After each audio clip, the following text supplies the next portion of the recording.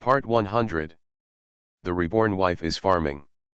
Author, Yu Yuzu. Chapter 993.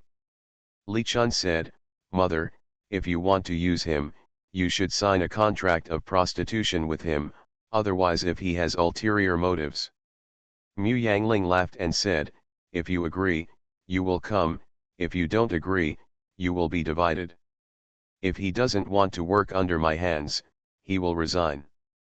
The twisted melon is not sweet. In her opinion, as long as it wasn't betrayal and leaked the secrets of her shop and farm, she could forgive him. If he wanted to leave, she would just let him go. But with so many businesses under her control, there are only 2 workshops with secrets. The farm and the villa have no secrets to reveal. By the way, Ma Xiang doesn't want to work under my hands, does he? Mu Yangling asked suspiciously. Li Chun smiled all over his face. How could it be?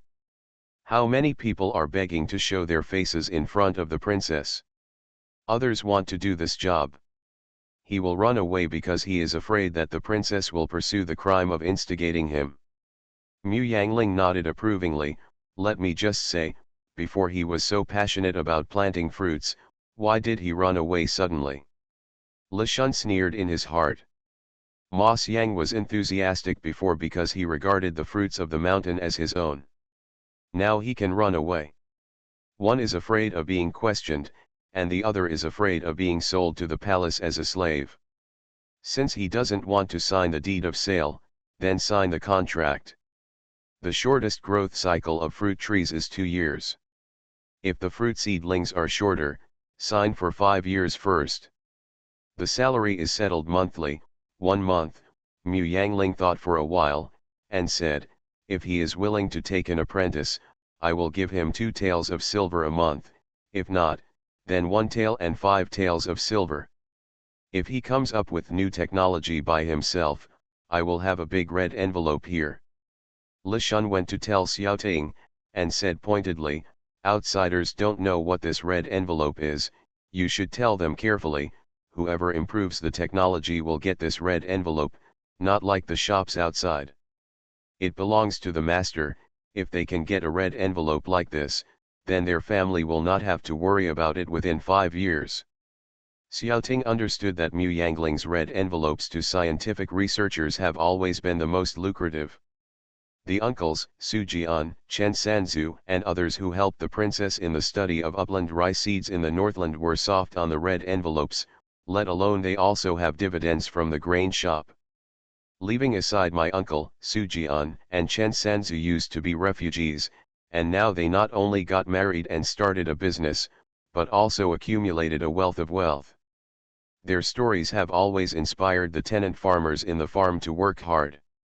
Therefore, the greenhouse vegetables in the Wangfu are the best is to bring out new ones every year. When everyone was still growing radish seedlings, the greenhouses in the Wangfu could already grow all kinds of small green vegetables in winter, and even tender cucumbers and tomatoes. Watermelons were grown and became the favorite of frontier soldiers. In addition to greenhouse vegetables, there are also endless farming techniques, and there are new ones every year. After trying it, it's not easy to keep trying. The agricultural tools are all from the farm of the Wangfu. It can be said that the farm of the Wangfu is now the #1 concern in the Ministry of Industry, Sinong Temple, and various farms. In the past, when the farm had new things, the princess had to plan to promote it and contact the court. But now, as soon as new things come out, the Ministry of Industry and Sinong Temple will automatically ask for their door, and the stewards of various farms are even more guarded in front of the door, unwilling to leave, and only ask the farm stewards of the palace for guidance. Mu Yangling is selfless, but it is impossible to tell outsiders 10% of the newly acquired technology. Then the Ministry of Industry and Sinong Temple will depend on her farm, so what else is there to study? So when she came up with a new technology, she only said 3 points. Whether they can research it depends on their respective abilities, and when they have researched it, her farm will launch a new product. Unless they can catch up bravely, go directly past them to create new technologies that they can't match. If that's the case, Mu Yangling will be happier. Because her farm is excellent, only she and her tenants will benefit from it, but the Ministry of Industry and Sinong Temple are excellent, and the people all over the world will benefit from it. And she and her farm belong to one of the common people in the whole world. But so far, the Ministry of Industry, Sinong Temple, and various farms are no match for the Zhuangzi in the Wangfu. Everyone thinks that it is not that they are not capable enough, but that they have no rewards. Or slaves, as long as you can improve technology, seeds, and farm tools, you can get tangible benefits, rich red envelopes, so everyone is holding back their energy and rushing forward, for fear of falling behind. And where are the farms of each family willing to throw money out like this? They all looked at the imperial court and the palace. The Ministry of Industry and Sinong Temple have intentions, but their research capabilities and funds are limited, and they cannot be flattered. So everyone can only watch helplessly as the farming technology of the Wangfu far exceeds that of the whole country, galloping forward. All this thanks to red envelopes. Li Shun hinted that he told the tenants and helpers of the farm about this, obviously to encourage everyone to secretly learn Ma Xiang's skills. Don't let the master let you loosen the soil, you just loosen the soil lazily, you must learn to observe, compare, and think, saying uncertain when I got a rich red envelope. It seems that the princess was not angry about Ma Xiang's running away, but Sister Li Shun was angry. As soon as Xiaoting rolled his eyes, he ran to chat with Ma Xiang. The apprentices and tenants wanted to talk, but Ma Xiang also wanted to say here that the princess set up the reward and punishment system to encourage everyone to improve their technology, not to let them fight each other. Ma Xiang obviously has more knowledge than others. If he is willing to put his heart into it, maybe in 2 years, the orchard of the palace will be able to grow treasures that others cannot. Ma Xiang heard that the smallest red envelope has 20 tails, the wine glass in his hand almost fell, and asked with bright eyes, the smallest one is 20 taels, the big one. Xiaoting glanced at him, and said, you think the big red envelope is so easy to get? The uncle who followed our princess first planted number 1 and number 2 upland rice, and only got a big red envelope of 100 taels each time. They still have dividends, the dividends of the number 1 seed of dry rice, no one of them can get this amount every Chinese New Year. Xiaoting stretched out a palm to compare, and said in a low voice, this is not a one-time deal, but a long-term one. As long as the person is alive, the money can be received every year. The number 1 seed is this amount, and the number 2 the number of seeds is almost the same, and there are still numbers 3 and 4 that have not been researched. Ma Xiang was speechless, isn't it just 100 taels of dividends a year? Xiaoting spat out the wine in his mouth and said, what is 100 taels? This is 500 taels. The sum of the two is 1000 taels. This kind of seed was researched by 3 people. The grain shop just pays them dividends every year. 3000 taels. Ma Xiang only felt his mouth dry and his eyes straight. He thought his life would be ruined like this.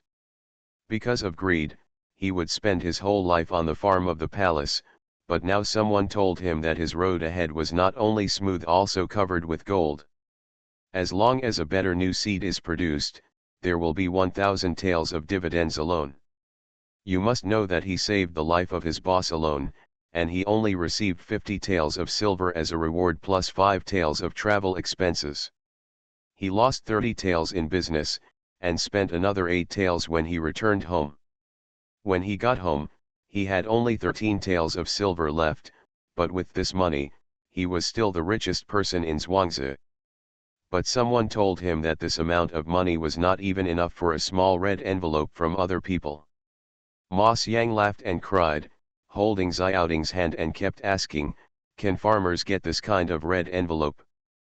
Xiaoting rolled his eyes and said, the red envelopes are originally for you farmers, but the red envelopes for the managers of shops and workshops are another kind. But Ma Xiang couldn't listen anymore, and stared at him with shining eyes, as if looking at something he loved and swore, Brother Xiaoting, tell the princess, as long as you don't enslave me, I will work hard and work hard, do it? The Reborn Wife is Farming. Author, Yu Zhu. Chapter 994. Xiaoting was curious about his determination not to be a slave.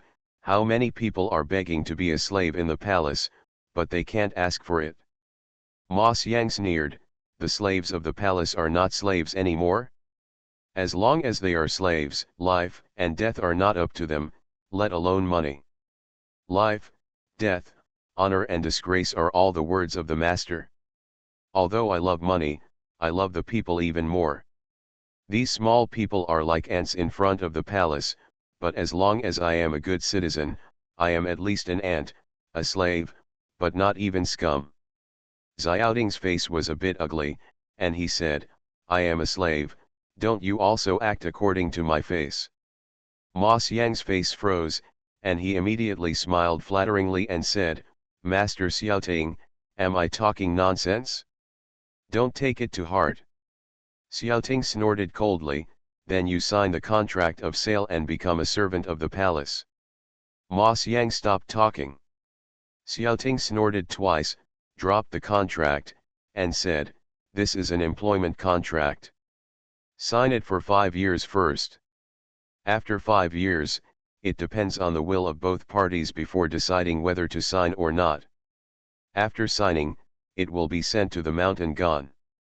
Ma Xiang couldn't help but slapped himself, such a good atmosphere, they were all called by the brothers, how could they be messed up by him?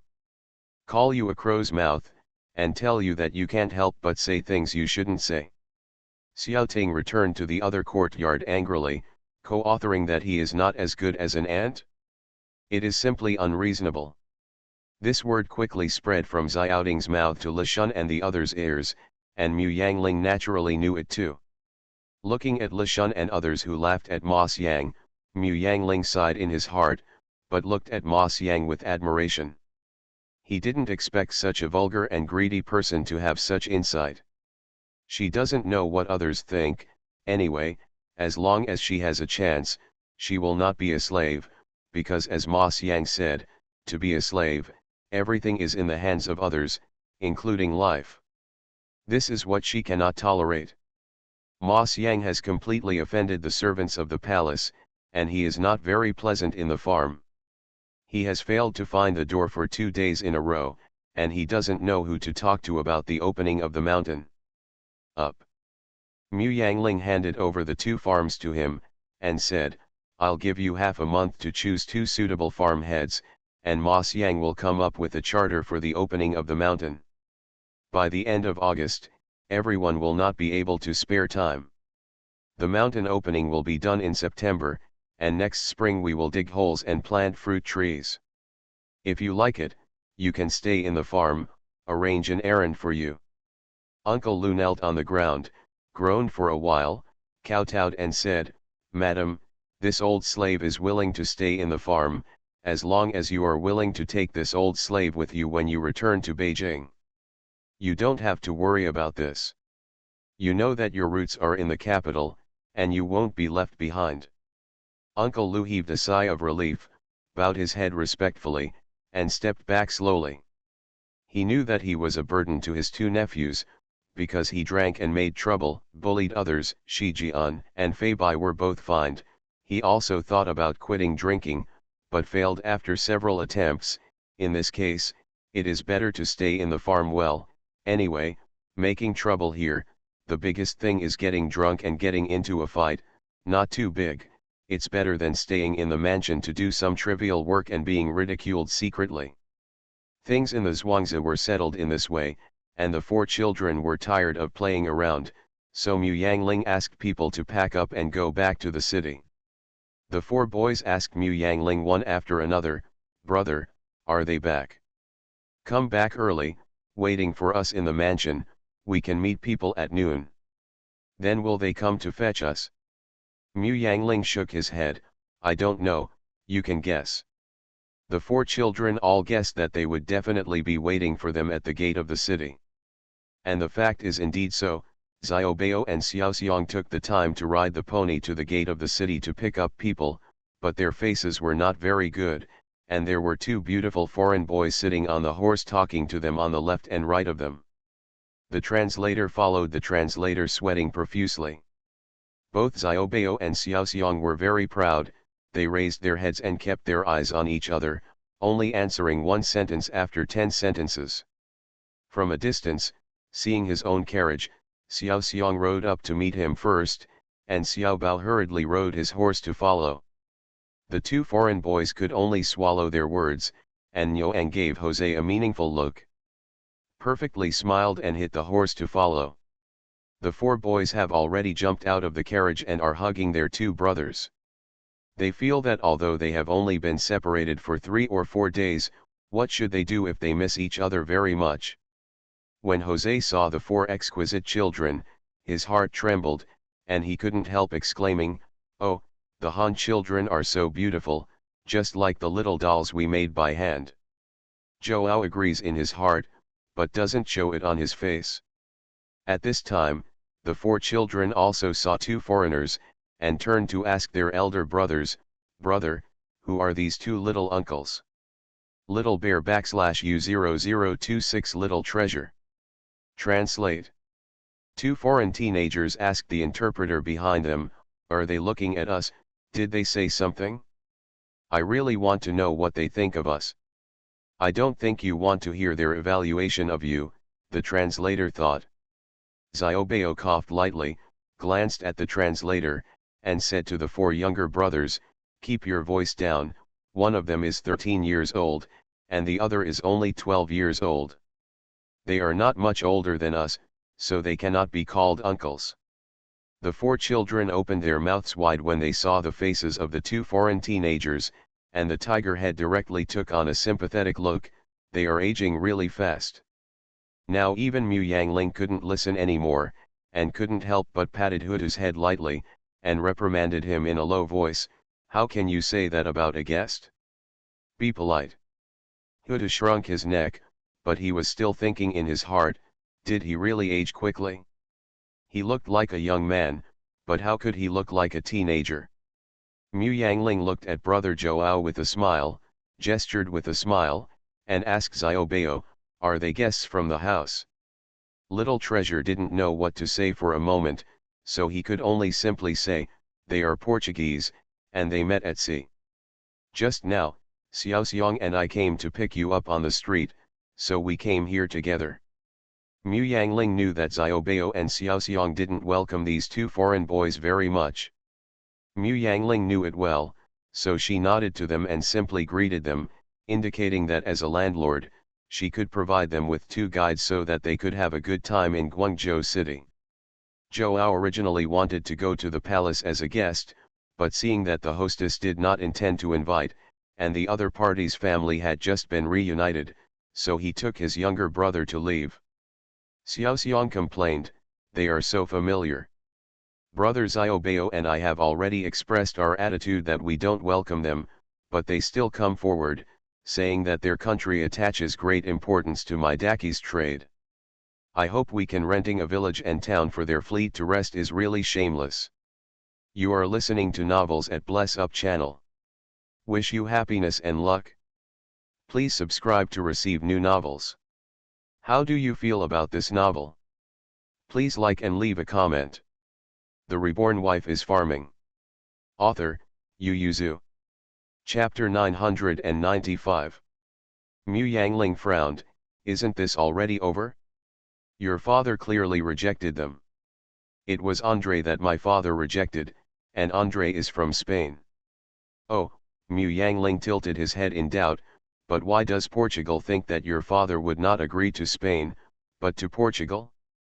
You know, there is a big pirate in their country, Pedro, who burned, killed and looted us here." Little Xiang said speechlessly, "That's why I said they are shameless.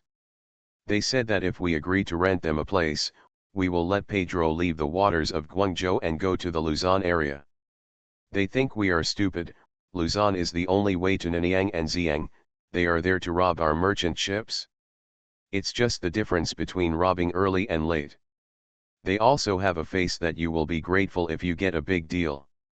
Brother Xiaobao and I both ignore them. Do we Daki people look so stupid?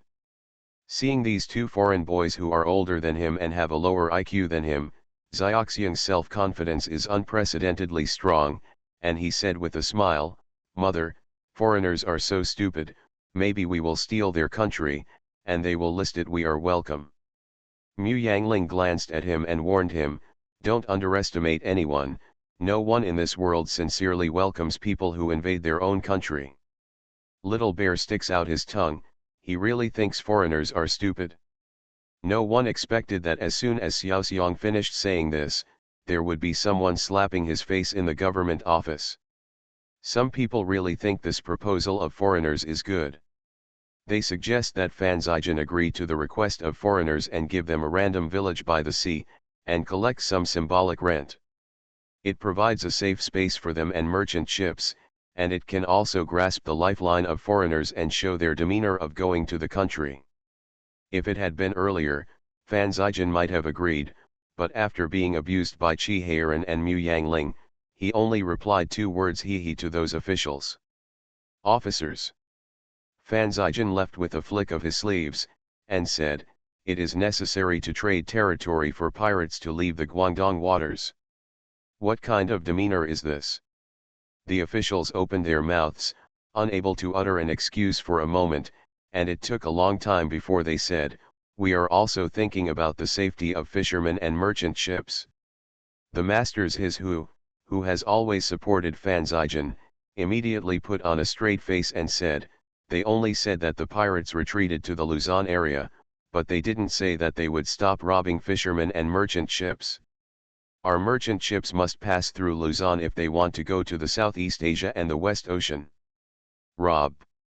Qi Heiran, who came to discuss the matter with Fan Zijin but staggered with Fan Zijin, stood in front of the screen and listened silently for a long time, couldn't help but turned his head and said to Fei Bai, "What a bunch of idiots, they haven't found the key point yet, don't they think about it? Why do Western countries come to order pirates? That means that those pirates obey their national courts, and they are really good people if they send a few boxes of jewelry. Those envoys who come to pay homage to the court are full of goods, which means that they are in harmony with the imperial court. Merchants are also profitless, so why do they do everything possible to rent a village in my Daki? They don't think about this, and they only care about the length of a sentence. It's really stupid. My Daki Zhongshanhe." Qi Heiran sang and left with 3 sighs. Behind Xiaobi, all the officials who had to listen because of his loud voice were so angry that they nearly vomited blood, but Qi Heiran was separated from them by Xiaobi. He said this to them. Doesn't it mean that they rushed out at this time to eavesdrop? More importantly, what should they do if they also think that what Qi Heiran said is very reasonable? The officials glared at the official who first offered to agree to 11 Yang's conditions, and the official lowered his head and pretended that he did not exist. Little Xiang knew from his father that there were such idiots in the government office, and he was very curious, so he pulled Xiaobao and promised to go and watch it tomorrow. Qi Heiran slapped each of them, and said, "Let's go, children meddle in adults' affairs." His ridicule of them today has already made them angry. What if a few children go again? What if they are self-defeating? But how can there be such a stupid person in this world, and even become an official? They don't even understand what we all know. Little Bear pouted. Xiaobao said, "That's because they adults have complicated thoughts and think a lot. If the pirates can withdraw from the Guangdong waters, it will be a great achievement. The several adults who are working can record a merit." Xiaobao has already started to follow Fan Zijin and Qi Heiran in contact with political affairs, and after thinking about it for a long time, he can only think of this reason. Fan Zijin patted his head approvingly. Xiaobao is right. The 4th little one didn't think so. Xiaoan shouted, seeking short-term benefits rather than looking far away. It can be seen that they are not very smart people, and they are not as good as tiger heads. Huda nodded with sparkling eyes, and looked at the adults with hope. "Daddy, I'm smarter than them, can I go for the number 1 exam?" The little lion encouraged his younger brother, "If you work harder, you will definitely be ranked second in the exam. Hutu was not convinced. Why am I the second place? Because the champion will be Brother Xiaoan. Are you as smart as Brother Xiaoan? The hair on the tiger's head went straight, and he nodded approvingly. That's right, Brother Xiaoan is the champion. Fan Zijin was about to ridicule them for their ignorance, when Chi Heiran asked the little lion curiously, you let Hutu be the second place, what about you? The little lion raised his chest and said, I am Tanhua. Chi Heiran was even more curious, why do you want to be a Tanhua? The little lion took it for granted, Tanhua is the most handsome. My mother said that Tanhualang is the most handsome and romantic. Tanhua is much more famous than the second place. Chi Heiran and Fan Zijin looked at him speechlessly, wanting to tell him that boys shouldn't care so much about appearance, but Mu Yangling praised him, good ambition, then you all work hard towards this goal. The second prince looked up at the adults with his little head up, and couldn't help shouting at the younger brothers, what about me? The little lion and tiger head were at a loss for words, so they knew the first three names, and what was the fourth name? Xiaoan has already assigned lightly, you can be a second-class biography. Chuanlu is the fourth, second only to Tanhua. Chi Wensu didn't know the order of these rankings, and he was immediately happy when he saw that he was also ranked. Even Mu Yangling was speechless now. The four children of their family directly scored the top 4 in the imperial examination. Together, the four children despised the IQ of the officials of the Guangzhou government, and felt that they were really smart. Xiao Xiong directly led the four of them outside and gave them a task. There are a lot of foreigners coming this time, and they all live in the Foreign Chamber of Commerce Hall. You have to watch those foreigners, they have bad intentions. Taking this glorious task, the four children rushed out of the Qi mansion and went to the streets to play together, euphemistically called, supervising foreigners. In the room, Mu Yangling was curiously asking, how many envoys from different countries came to visit this time? The children and I went to the farm for only 4 days, why does it feel like we have been there for 4 months? As soon as I came back to the city, there were so many envoys from Western countries. The Reborn Wife is Farming. Author, Yu Yuzu. Chapter 996. The Westerners who came to Daki not only included Portugal, Spain, but also England and France. They didn't come together, but just happened to bump into each other on the route, and England and France were at war, and both sides very unfriendly. Seeing the Spanish and Portuguese fleets who were also envoys, they immediately wooed them. European countries have always been married. The grandfather of the Viscount Jose brothers who came with the Portuguese fleet is the current King of England. In addition, England is now powerful, so they are biased towards England. They couldn't find an alliance, and they got angry in various ways along the way. There was already friction. When they were approaching Daki, the four boats found another group of pirates. The ships of European countries do business by the way, and of course they also fight pirates by the way, and sometimes they even act as adventurers to expand the territory of their countries and plant national flags on the new lands they discover. Of course, it would be better if there were no one above, and it would be even better if there were people, which meant that they would no longer have to look for labor. The envoys of the four countries cleaned up many pirates along the way, and distributed a lot of gold, silver, and jewels. France was always pushed ahead as a vanguard because of its weak power, but when it came to dividing the money, it could only get 4 shares. Even less, this time when the grievance reached its peak, he refused to use any force, and just lazily chased after the pirates. He thought, first chase the people back to the opponent's island, and then land on the shore at that time, the envoys of the other 3 countries. If he doesn't work hard, he will let people rush directly to the pirates' den to grab things. Anyway, they are almost ready, so he doesn't need to let the English envoys. The 2 countries have almost the same number of envoys, and the English envoys will definitely not dare to do anything. The French envoy had a good idea, but he didn't want to meet Chi Heiran and the others to test the cannon. If the cannon fire is released casually into the sea, although it has tested its power, it will not hurt anyone, but it is a waste of shells. Considering that there are still some pirates in the sea, Pedro's gang has a lot of cannons, so there is no need to provoke them just to test the cannons. But there are some pirates further afield, and it would be nice to take out a bunch of pirates while testing the guns. So the warship went all the way out of the Guangzhou waters, and saw a medium-sized sea-going ship fleeing here from a distance. Unfortunately, the logo on the sail was very familiar to Chi Heiran, who was driven out of the Guangzhou waters by him. Japanese pirates. Originally more than 500 pirates were killed by him, but now there are only 200 or so. Chi Heiran was excited when he saw the sign.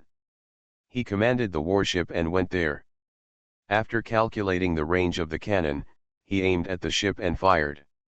The gun hit the hull, and the ship capsized at once, and the pirates on board fell into the water one after another.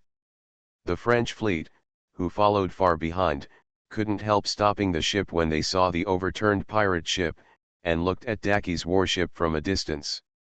The warship soon arrived at the place where the pirates fell into the water. For the pirates of his own country, Chi Heiran would interrogate them, and kill those who had lives in their hands. Shall be put to death. On the contrary, some officials impeached Chi Heiran for killing indiscriminately, which was against the peace of heaven, but firstly, he was suppressed by Chi Ziyuan, and secondly, there were not many officials in the DPRK to support him, so he let it go, and Chi Heiran never changed his form. Chi Heiran and others also discovered the French fleet and the fleet behind them. Although they had some doubts in their hearts, they were not timid, so he asked the translator to get ready, and at the same time sent troops to salvage the pirates. The location of these pirates' treasures hasn't been found yet, so he won't kill them easily, but only 4 or 5 of them remained. The envoys on the French fleet turned pale when they saw that the other party was cruelly harvesting the lives of the pirates. Although they robbed the pirates, they would not kill them all. They robbed most of their treasures along the way, and then left the ship. Seeing the other party acting like this, the envoys on the ship guessed that they were officers and soldiers from nearby countries. Sure enough, Chi Heiran quickly asked the soldiers to display flags to inform the other party that this was Dachi's territorial waters, and asked the other party's identity. The French envoy glanced at the pirates who were dragged onto the ship by the other party with flickering eyes, and asked the soldiers to tell the other party their emissary identity with a semaphore. Therefore, Chi Heiran received the envoys from the 4 countries in advance. Chi Heiran waited until the England fleet behind, directly said that these pirates disturbed the envoy's ship, as the host, Dachi would be the master for them, and directly took over the matter of the pirates. Naturally, interrogating the pirates and exterminating the opponent's lair and the treasures in the lair naturally also belonged to Daki. Although the envoys of the 4 kingdoms were very sorry, they had just seen the iron and blood methods of Prince Daki, and no one raised the question of treasures at this time. Originally, envoys from various countries should be entertained by local governments, but when Xiaoxiang and Xiaobao on the warship heard that they were going to provide food and lodging for so many people, they felt distressed. How much will it cost? Fan Zijian, who was standing on the side, was silent. The 4-nation fleet did bring a lot of people. Besides the boatmen, soldiers, and servants, there were also businessmen accompanying him. After thinking for a while, he made a compromise and said, "We only provide food and lodging for the envoys of the 4 countries and their personal accommodations." The envoys of the 4 countries didn't think there was anything wrong. They spent their own money on their missions to other countries, and when they thought of being separated from the brigade, the envoys of the 4 countries declined all of them and went to live in the foreign business hall, while the people they brought the inns on that road are all inclusive, which has greatly improved the development of the hotel business in Guangzhou. Chi Heiran also wants to generate income for more merchants, so he is urging the envoys of the 4 countries to take their people and caravans to the capital.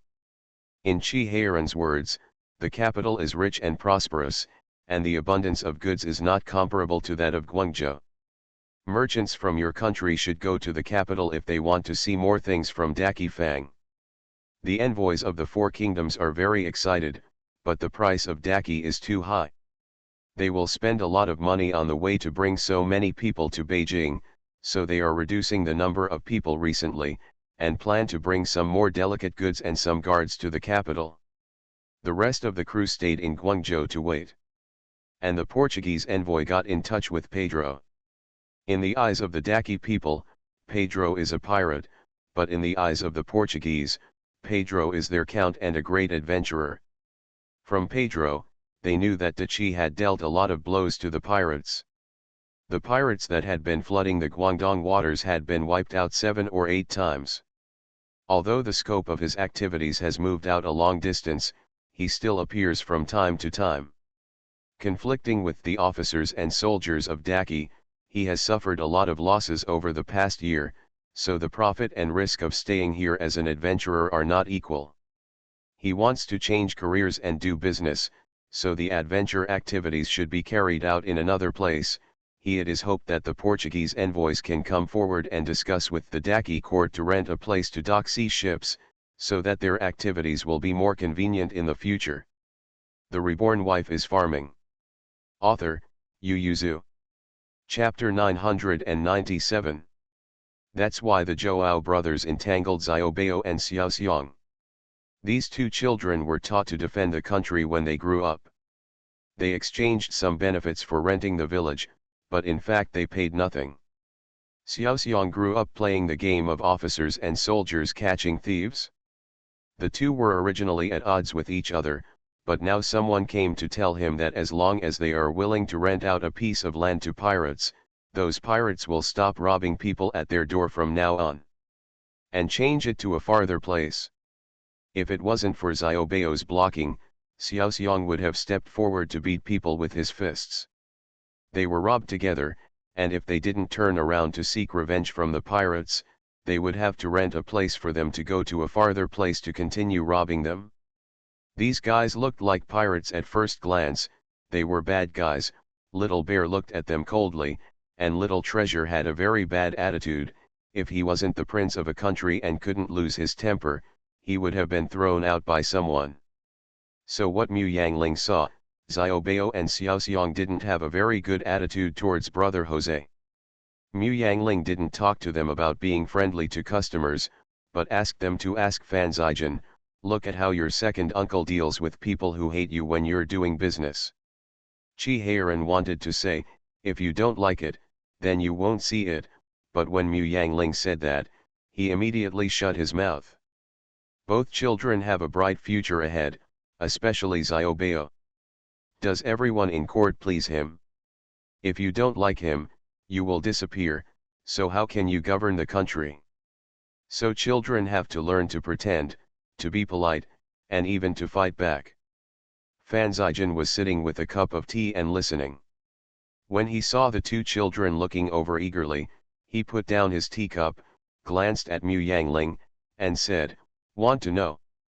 I also hate the envoys of the four kingdoms now, but as the prefect of Guangzhou, but it can't damage my grandeur, and although I hate them, I really want to know the purpose of their trip, and I also know that they can bring me some benefits. From tomorrow, you will follow me and see how I do deal with them, understand for yourself first, and see how much you can learn. Xiaobao and Xiaoxiang responded enthusiastically. Receiving foreign envoys is the responsibility of the local government, and Fan Zijin has taken over Chi Heiran except for the first appearance. Fan Zijin took a pair of brats and started communicating with the envoy. He was curious about the envoys sent by Daqi from the four national congresses at the same time. He first asked directly, and then inquired about the situation in various countries. Daqi's silk, tea, and porcelain are very fond of. Although there are many cargo ships, the amount of goods brought is so weak given such a large number of Europeans. Therefore, the nobles of the upper class want to get more. Daqi's treasure. But Fan Zijin used money to make the waiters around him know that the real nobles in power were not very friendly to Daqi. Among them, England, Portugal and Spain are the most important. This mission is actually mainly to inquire, but the waiter is unable to provide more specific tasks. Little Bear and Little Treasure were angry, but Fanzigen acted as if these things had never happened. He led Little Bear and Little Treasure to deal with the envoys from the 4 countries with smiles on their faces, as if they were very welcome to their arrival. The envoys of the 4 countries changed from being calm at the beginning to a little anxious. The envoy from England said, "Lord Fan can't give us an answer about tax exemption or land lease and sale. I think we have to go to the capital, so we should hurry up and leave."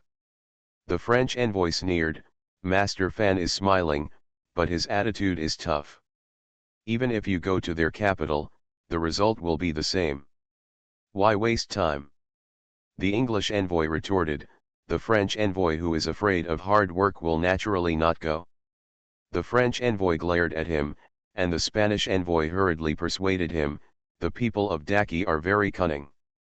We used to be able to suppress people by force, but in the past 2 years they have the backing of King Rong, and they have a tough attitude and are very difficult to speak.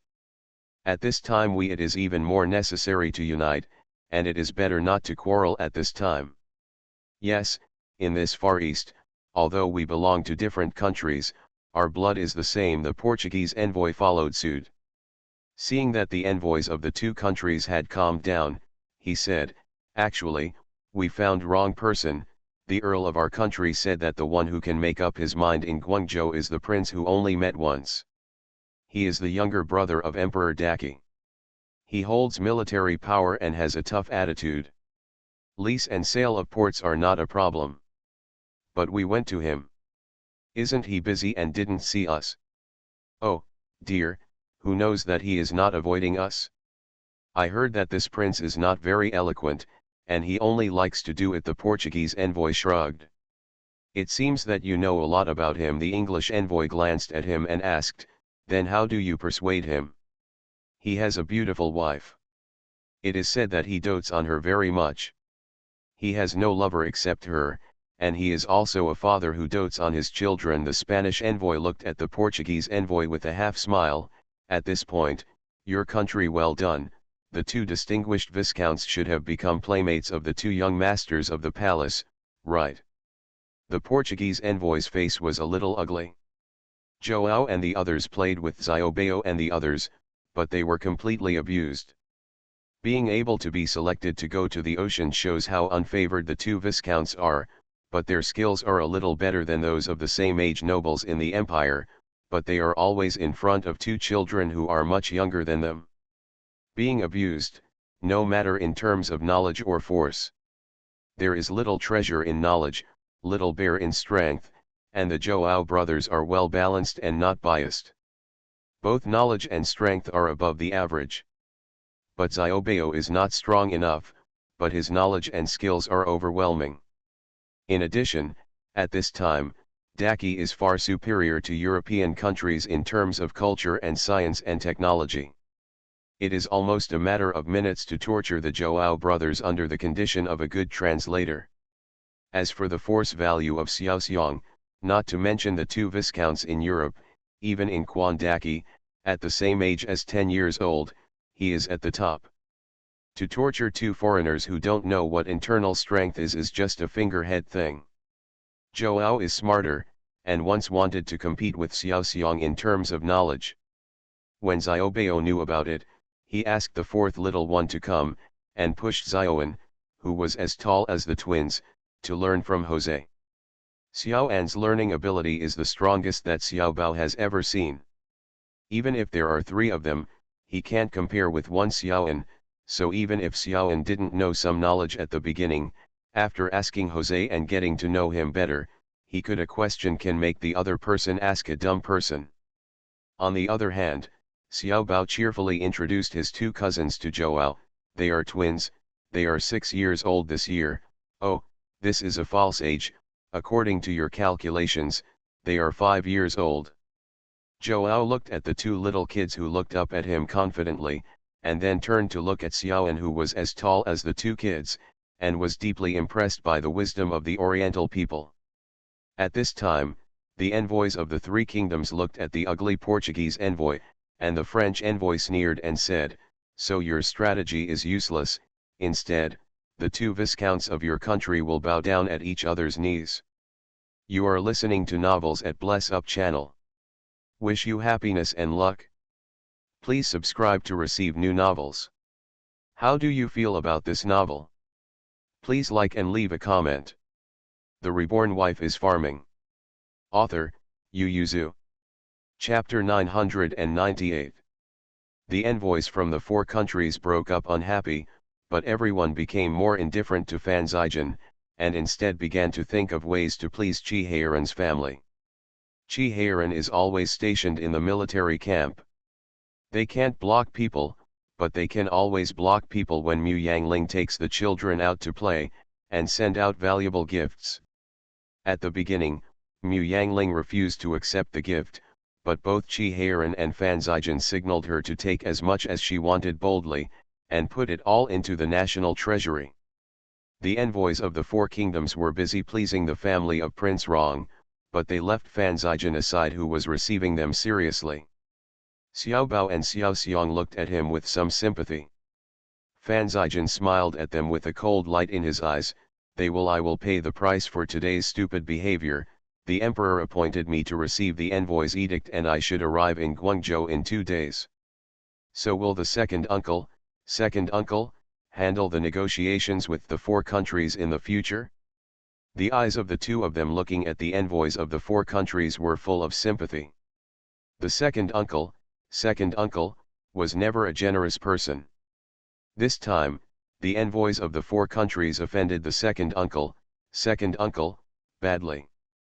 The imperial decree arrived in Guangzhou faster than Fan Zijan estimated, and almost the day after Fan Zijan finished speaking, the guards who delivered the decree entered the Guangzhou mansion. The envoys of the four countries, who were busy trying to please Rongjun Wangfu to open the gap, suddenly received an order to go to Beijing. Although they were a little surprised, they accepted it quickly. After all, they had confirmed the list of people going to Beijing a few days ago. They didn't think much about hearing that Fan Zijan would accompany them to the capital. They didn't know that Fan Zijan was fully responsible for their affairs until they met the Emperor of Daki in the capital of Daki. Envoys from the four kingdoms. I don't know if it's still too late to please Fan Zijan again. Fan Zijan was still smiling when facing them, but he was even more difficult to speak. Almost every request they made, he either refused or asked them to open up on an equal footing. For example, their goods are tax-free when entering Daki, and the goods of Daki merchants entering their country are also tax-free. This is simply impossible. Now Daki's trade with Europe is in deficit. Daki's goods are very popular in their countries, but their country's goods, except for some products such as spices and gems, are basically sold in Daki. What's even more deceiving is that Daki's glazed products and clocks are more exquisite and advanced than theirs. The envoys of the four countries felt that they could already see the scene of a boatload of gold and silver being transported to Daki. How much wealth will they have to lose by exempting Daki goods from tax? The envoys of the four countries firmly disagreed, and finally the two sides came to a stalemate. They can't stay in the capital for a long time, the prices in the capital are too high, and they have given away a lot of treasures this time. They originally hoped that someone would support them and say good things for them in front of the emperor. Who knew that good things were said, but the emperor obviously didn't pay much attention to this matter, and handed everything over to Fan Zijan. Those officials had already done things for them, and they couldn't get their things back, so they could only bid farewell to the officials in the capital with regret, and plan to go back to Guangzhou. Thinking that Fan Zijan is also the prefect of Guangzhou, it is the same when he goes back to Guangzhou to talk. The envoys of the four countries didn't know that when they sent the jewels to the mansions of those officials, the guards in the palace came to carry them away. Those officials didn't even know what was in the boxes. Qi Ziyuan picked up a string of gemstone necklaces, and pondered, the country of Fanyi is also very rich. Fan Zijan nodded, it's a pity that the journey is far away, and it will take more than 3 months to travel by boat. But they will come all the way to our side to seize the land. How is Heron investigating? There have been some reports that the English were doing business when they landed in India, and later they bought the small village where they landed, and then the small town. Their power has grown, and now they directly occupy it with cannons and muskets. The 4 nearby villages and towns continue to expand. Fan Zijan said. Heron heard that there were people in India who opposed it, but before the English took action, the local Yaman sent troops to suppress it. It should be that the English bribed the local people officials. Chi Ziyuan pointed to the box on the ground. Is it the same as this one? Fan Zijan lowered his head. Leading wolves into the house, Indian officials are really stupid. Daki, absolutely don't allow such things. Fan Zijan lowered his head in response, and said again, as soon as Spain and Portugal landed in Luzon, they erected flags to enclose the land, claiming that it was their empire's territory. People fought with them, but the Spanish and Portuguese had swords and muskets, while the Luzon tribes used sticks and iron hose more often than not, so the war has been dragged on until now, and Spain and Portugal now occupy a lot of land. A Ling said, whether it is England, Spain, or Portugal, their behavior is called colonization, and the occupied land is called colony, which provides labor to produce products and resources for their own country. Chi Ziyuan snorted coldly. From this point of view, they must have bad intentions towards me, De Chi. Fan Zijan nodded approvingly. Let Heron send another batch of weapons to Luzon. Since we are a vassal state of Daki, we have no reason to ignore it. Chi Ziyuan's eyes flashed, and said, didn't you say that there are gold and silver mines in Luzon? Heron handles it as appropriate. If Portugal and Spain are aggressive, it's okay for us to send some soldiers to reinforce it? Fan Zijan understood and responded with a smile. Knowing that you will not suffer, I will leave it to you to discuss with the envoys of the 4 countries. Fan Zijan agreed. Although the officials of the 6 ministries felt that something was wrong, they didn't pay much attention to the Fanyi issue. Compared with the current autumn harvest, autumn tax, and water conservancy construction in the near future, everyone turned a blind eye and let Fan Zijan act as an agent. The Ministry of Rights returned to Guangzhou to deal with the Fanyi matter. Chi Heron received Fan Zijan's message, and immediately called Jojo to give him 1,000 people, and asked him to go to Luzon to support their vassal state. Jojo opened his mouth wide and said, My lord, I'm afraid the soldiers won't want to go to war. They have no objection to following the prince to fight pirates. Those pirates are robbing the people of their daki. Would people be willing? At least he wasn't very happy about it. Do you think this king really told you to die? Chi Heron glanced at him lightly, pointed at the chart and said, after you go, you can leave it alone if you don't interfere. If foreigners go too far or take the initiative to provoke you, you should beat back mercilessly, and treat it as military training, and I will let 2 officials from the Ministry of Industry go with you. You must protect these 2 people well. Chi Heron looked into his eyes and said, they are talents who can explore gold and silver mines. The Reborn Wife is Farming. Author, Yu Yuzu. Chapter 999. Jojo opened his mouth wide and staggered away. Daki sent troops to Luzon. The king of Luzon was so grateful that he burst into tears, but the Portuguese and Western countries were shocked. They came to Chi Heron overnight, but after being rejected, they turned to Fan Zijan to protest. Fan Zijan stared at them with wide eyes. Luzon is my vassal state of Daki, and the refugees from your 2 countries have been reduced to pirates and seized our vassal land. Your Majesty thinks that your country is far away. Although you neglected to monitor, you are not held accountable. You are now protesting. I went to the officers and soldiers to save the people of the country? Could it be that those pirates are not refugees, but the officers and soldiers of your 2 countries pretending to be? The 2 shook their heads desperately, and explained carefully that Lusong had offended the explorers of their country, and they were just seeking justice. They hoped that Dachi would let them solve it by themselves and not interfere. Fan Zijian felt that his skin was thick enough, but he didn't expect these two envoys to be more shameless than him, but he liked it, and he didn't have any pressure to deal with such a person. Fan Zijian looked at them with a smile that was not a smile, and said, although Luzon is only a vassal state of my Daki has never given less instruction to its people. They also understand the words of the sages. If there is any misunderstanding, most of it is caused by the language barrier. The responsibility is divided equally, but it is too much for the explorers of your country to burn, kill, and loot the people of Luzon because of a little misunderstanding. If you didn't swear that they were explorers, they are not pirates. We all want to treat them as pirates and exterminate them. Seeing the other party's face was ugly, Fan Zijian slowed down and said, even if the explorers of your country were wronged when they landed, it is understandable. After all, the people of your country have different appearances and landed without permission. The people of the Song dynasty are overly vigilant. You can appeal to the king of Luzon.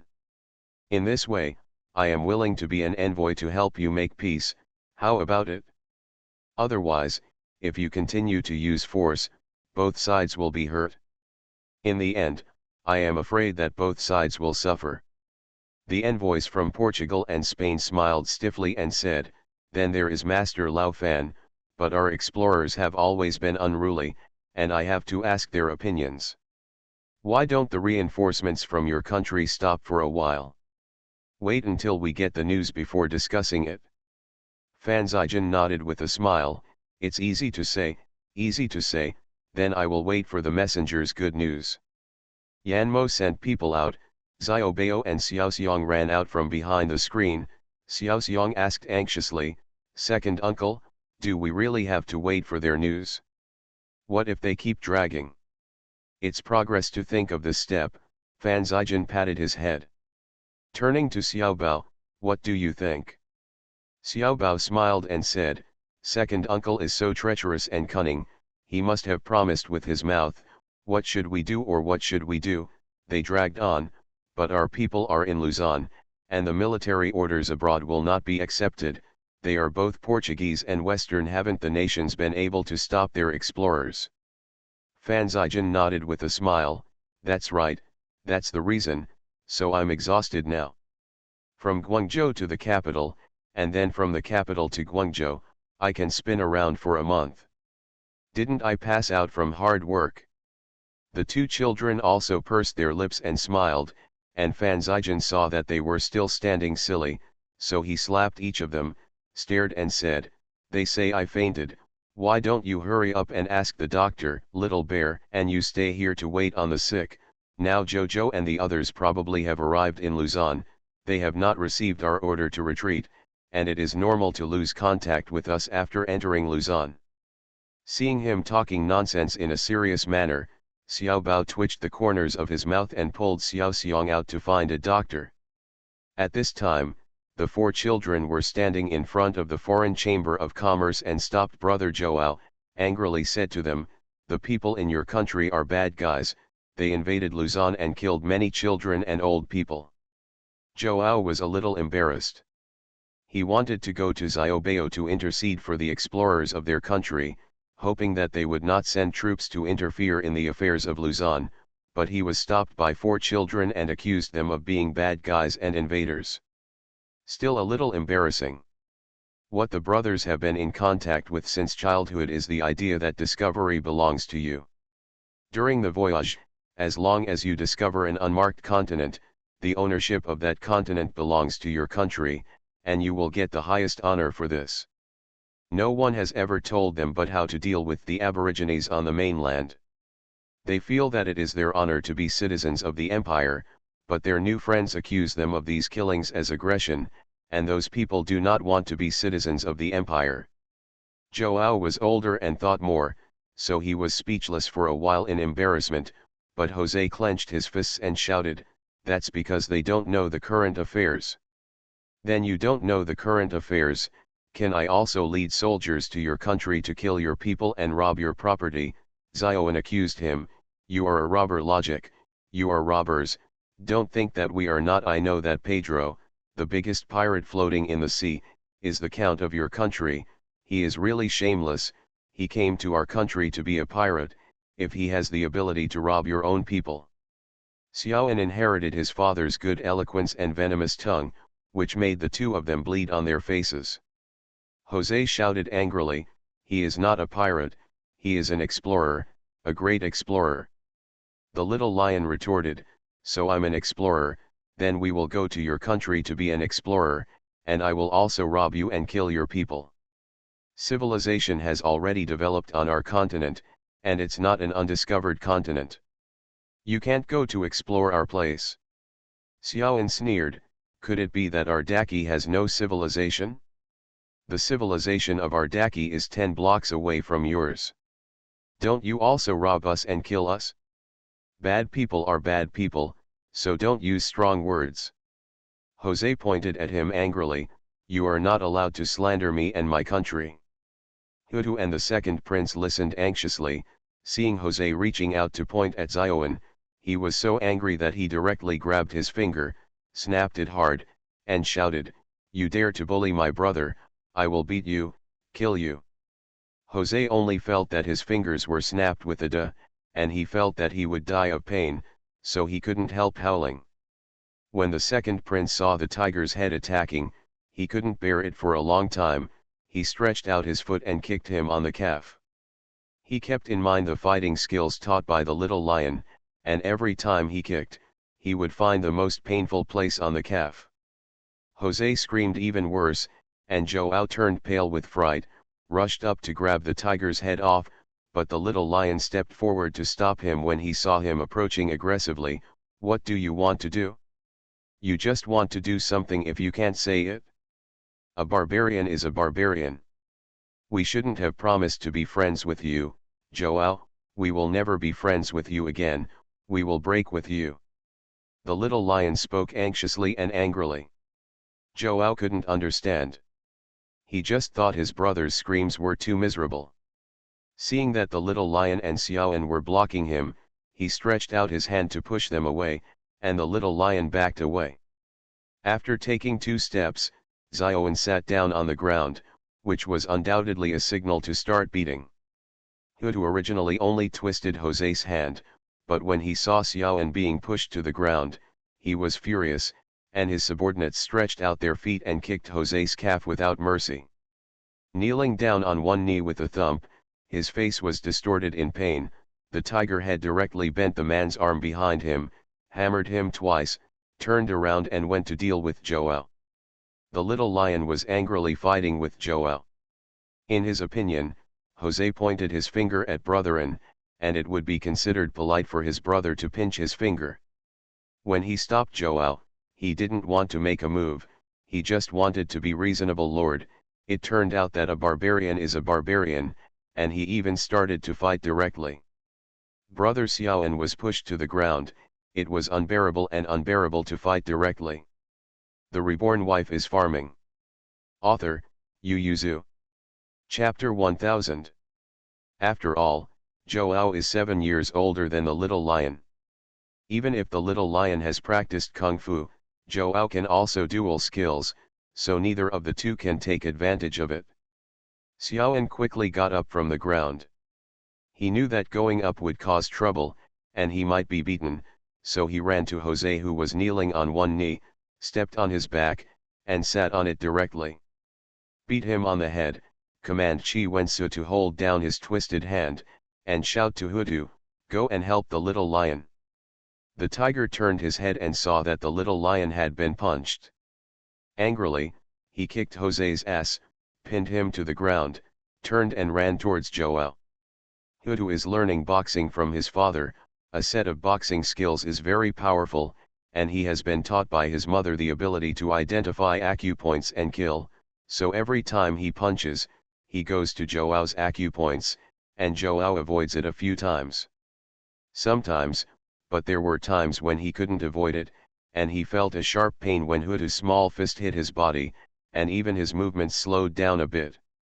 But the little lion learns the short sword, the most flexible, and his lightness skill is also the best among the 3 little ones.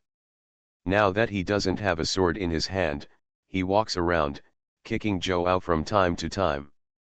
The tiger head and the little lion are much shorter than Joao, so it is not easy to hit him in the face, but it is the most convenient to deal with him in the third lane. Similarly, if Joao wants to beat them, he has to bend down, which is also inconvenient. So after a fight, everyone hurt each other, but Joao was obviously the loser, and finally he seized the opportunity to grab the hand that was hit by the tiger's head, regardless of the little lion's kick on his waist and legs. He hugged the tiger's head and threw it to the ground, trying to overwhelm him with his body.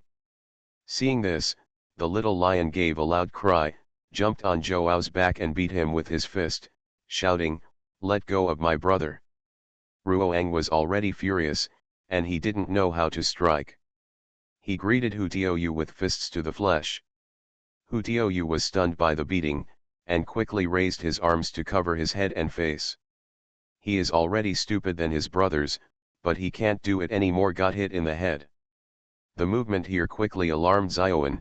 Xiaoan's eyes turned red instantly, let go of Jose, and rushed up with his fists, kicking and hitting Joao.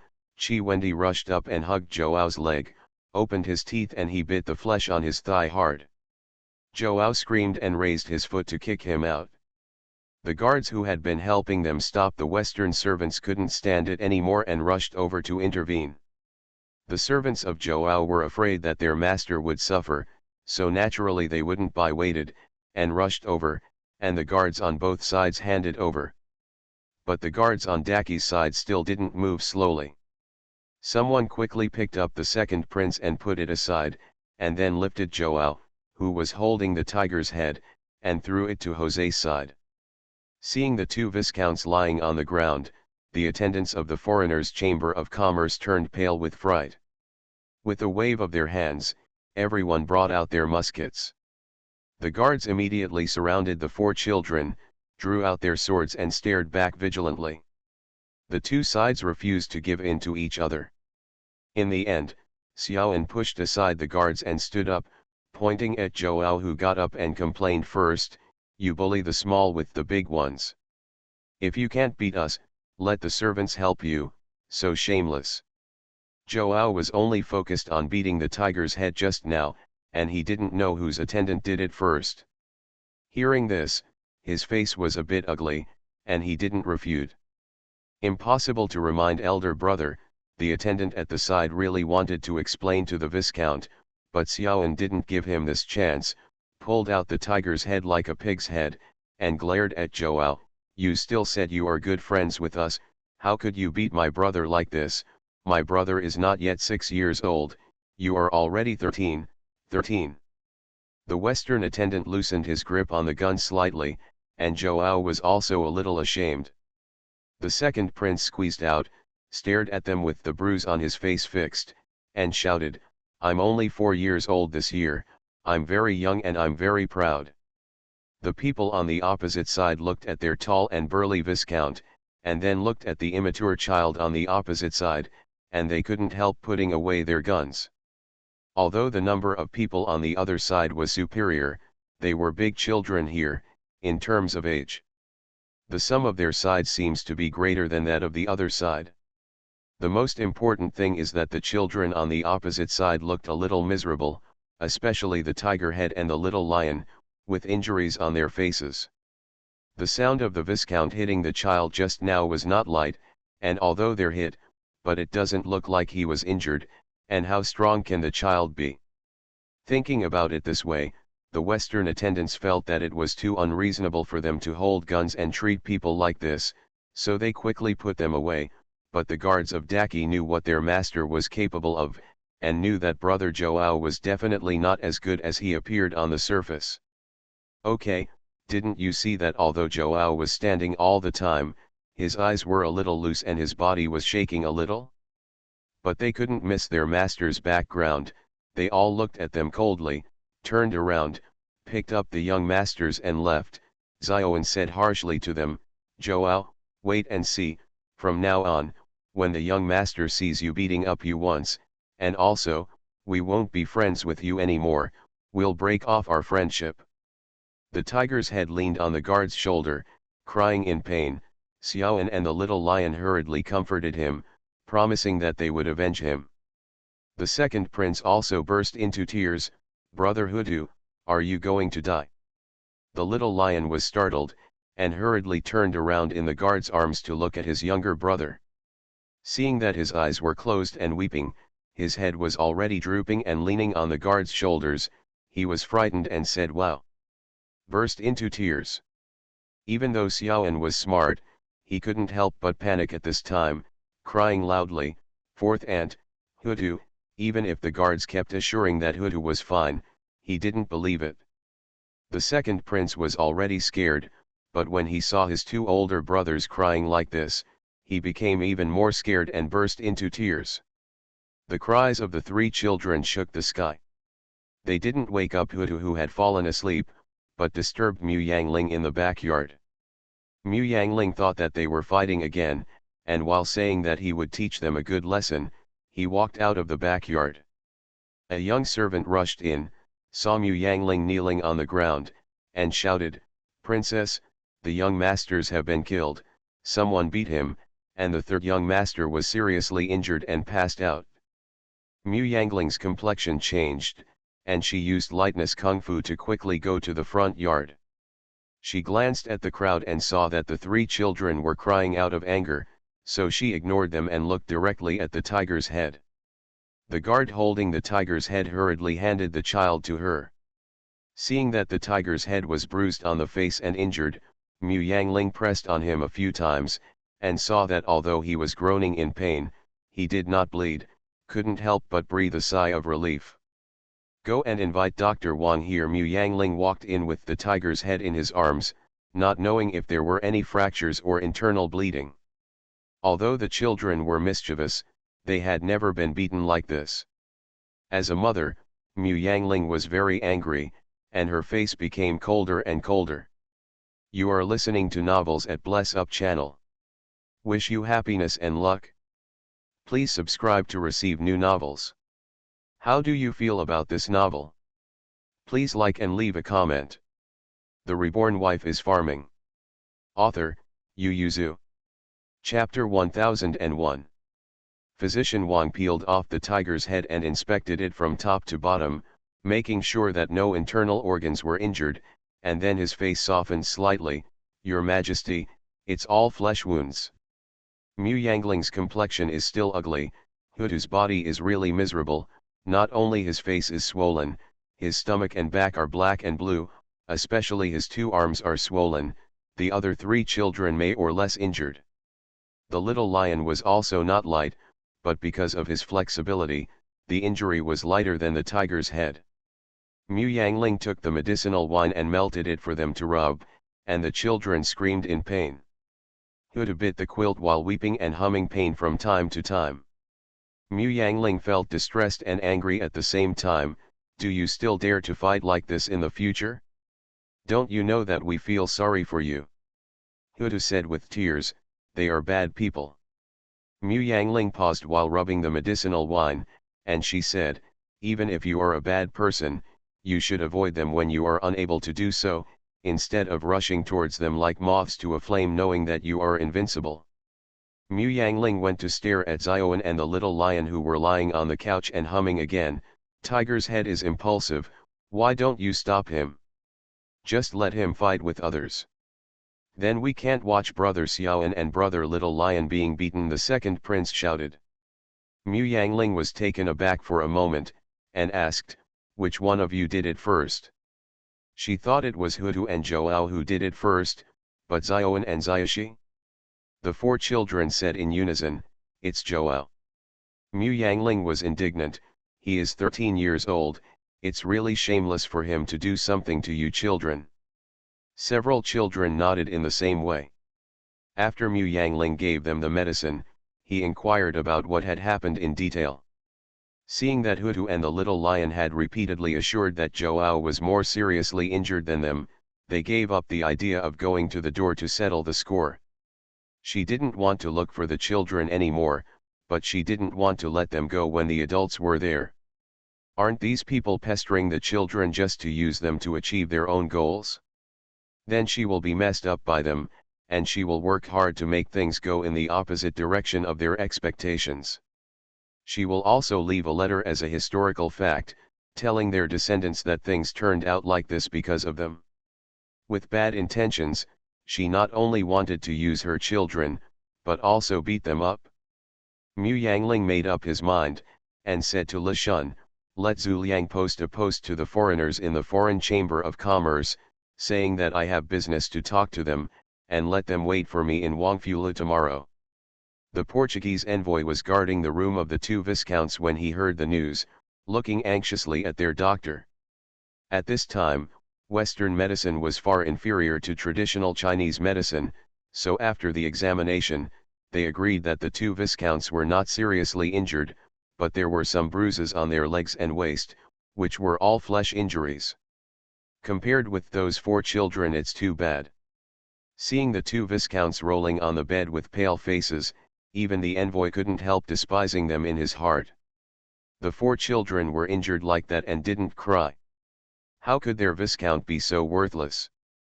But Joao felt that he was in so much pain that life would be worse than death. Jose was okay, he was just pressed to the ground and frightened. Although his calf and arm were still shaking with pain, his injury was recognized by everyone. Joao was much more pitiful. He said that his lower body was so painful that he couldn't feel it, but the doctor only found a blue mark on his calf. The doctor said that it didn't matter. He just took some medicine and endured the pain. Seeing that everyone looked at the eldest brother with contempt, Jose could only grit his teeth and keep silent. He waited until everyone had gone out before crawling to his elder brother's side. Seeing that his head was sweating in pain, he asked in surprise, "Brother, are you really in such pain?" Joao couldn't help but shed tears. "The tiger head and the little lion hit me in many places.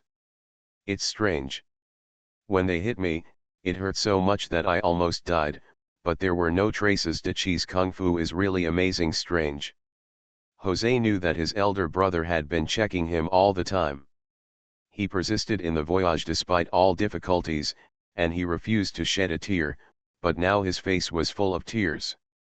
It must be in severe pain, so he asked a little scared, "Will your life be in danger? Why don't you go and beg Zioan and the others? I heard that there is an imperial doctor in their house, who is very powerful." Joao was silent for a moment, shook his head slightly, and said, "Xiaoan said that he wants to break up with us. That's an angry word. It can't be taken seriously. I won't quarrel with them in the future.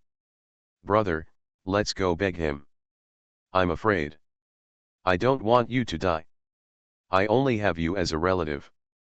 Joao sighed slightly, and said, "I don't think Hutu and the others will kill me. I'd better ask Daki's doctor to take a look. If it doesn't work, then go to ask for peace. This time I beat them very badly, they parents don't want to see us." Jose pursed his lips, and said unhappily, "We are fighting for the interests of the empire, but the envoy doesn't care about brother at all, and he didn't even leave a doctor." Joao lay on the bed and looked at the roof without saying a word. He fought for the empire, for the sake of honor, and did not need the approval of the envoys. Joao told himself this, but he still couldn't help being disappointed and sad. Jose bowed his head and went out, and invited a doctor back. The doctor knew that Joao's pain was on the acupoints, and the pain would be magnified many times, but it couldn't be seen on the outside. But apart from the pain, it didn't do any serious harm to the body, and it was easy to relieve the pain. He took medicinal wine and rubbed it. Restoring and relaxing the beaten meridians is enough, but the pain of rubbing is 5 or 6 times as much as it is now, and ordinary people can't bear it, so the doctor took medicinal wine and poured it on his hand, and asked Joao, "My lord, do you want to rub it to open it, or should we wait for it to heal slowly?" Joao's face was a little pale, and he said, "Then, let's rub it off." The doctor smiled and said, "Then the old man will do it." Rubbing the medicinal wine in the palm of his hand, sticking it to an acupuncture point and rubbing it heavily, Joao let out a scream like a pig being slaughtered, and his back was wet with sweat, frightening the attendants outside, thinking that someone was murdering in the guild hall. Holding a musket, I rushed in and found that the doctor was treating the illness, so I looked at each other in blank dismay. After rubbing one acupuncture point, Joao lay on the bed like a dead fish, his whole body was drenched in sweat. The dedicated doctor couldn't help covering his nose, feeling that the foreigner's body odor was heavy enough. He took a deep breath with his face outward, and poured some medicinal wine into his palm. Seeing this, Joao's heart trembled, and he couldn't help it, weakly said, I won't need.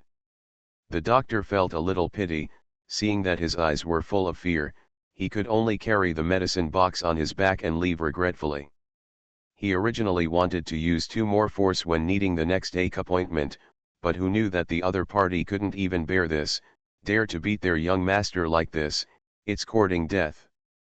The doctor walked outside with the medicine box on his back, stopped suddenly, turned back to Jose with a smile on his face, and said, "Young master, besides needing medicine wine, you can also drink medicine.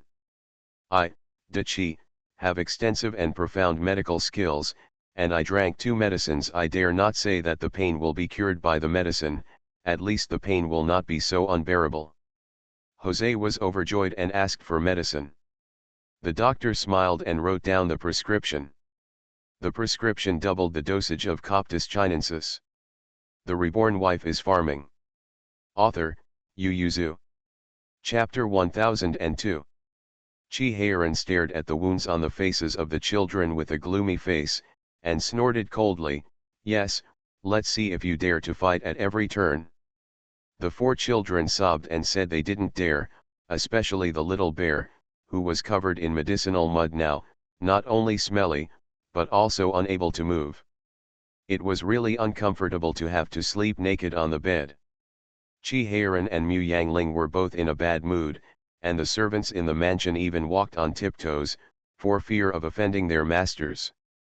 In the evening, Chi Heiran said to Mu Yangling, "I'm going to sea tomorrow, and I don't think I'll be back until 3 or 5 days ago. Take care of your home and don't let a few boys go out. Now there are many foreigners in the city, and it's a bit chaotic."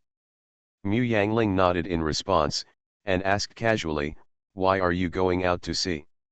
Chi Heiran sneered, "Suppress the bandits. Didn't a lot of pirates be killed? Most of them were driven out of the Guangdong waters and scattered around the islands. Where do you go to find them? And it's not worth you to come forward because of them." A cold light flashed in Chi Heiran's eyes. "Who said they were all kicked out of the Guangdong waters?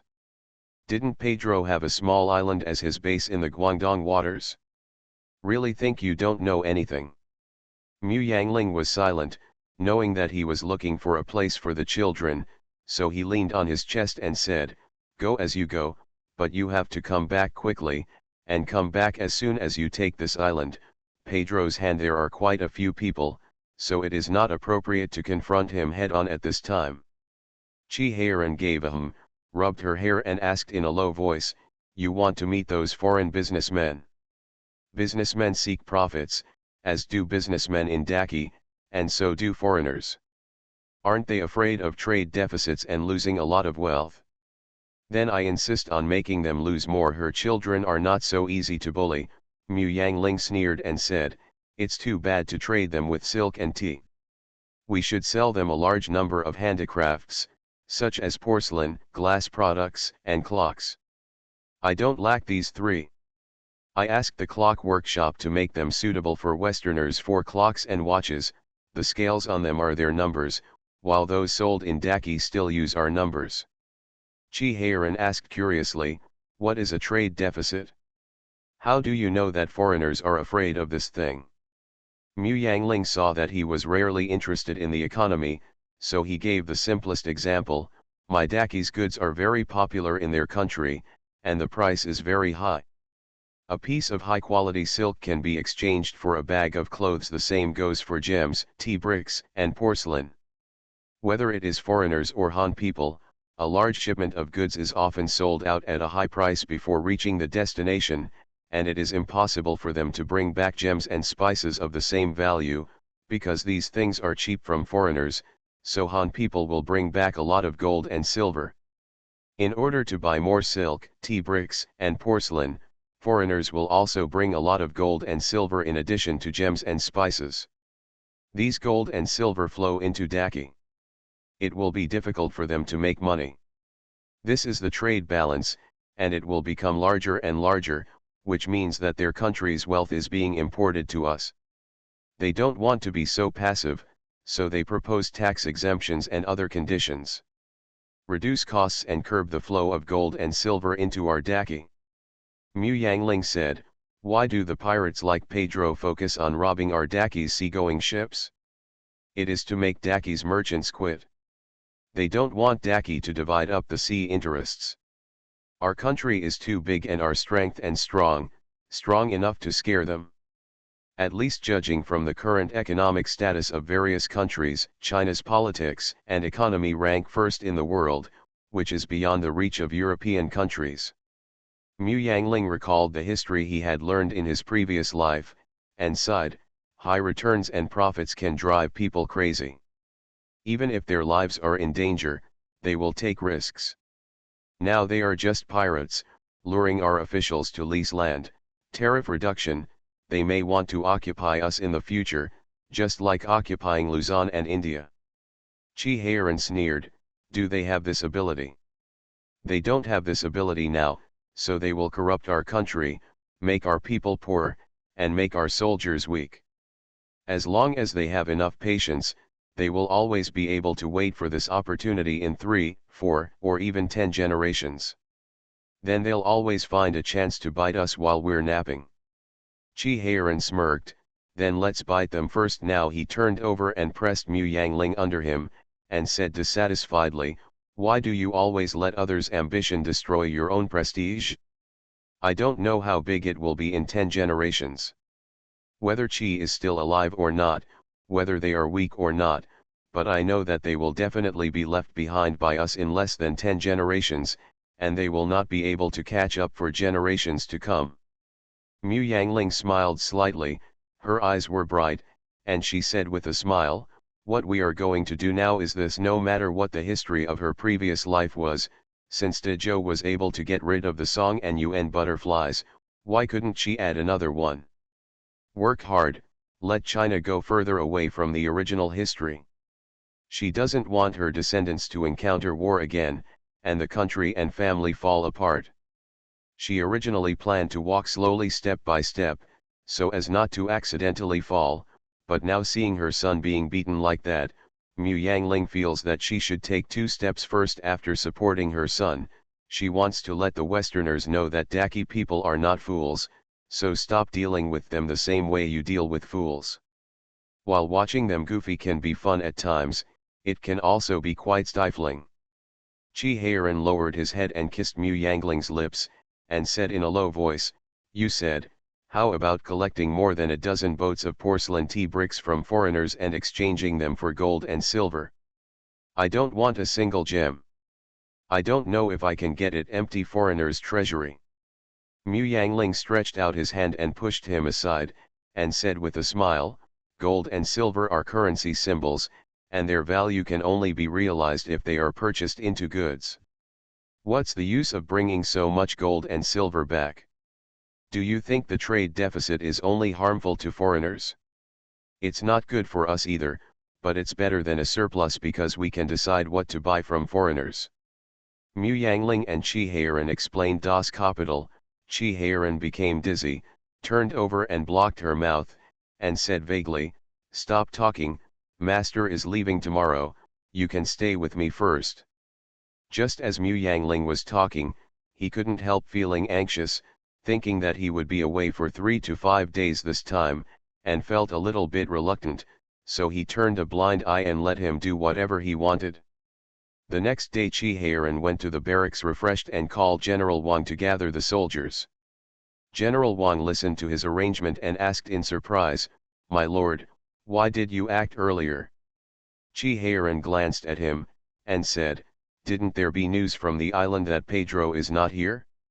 Let's catch them by surprise, and then wait for him to enter the urn, and we will catch the turtle in the urn. General Wang Kang looked at Chi Heiran in admiration, and went to gather the soldiers as ordered.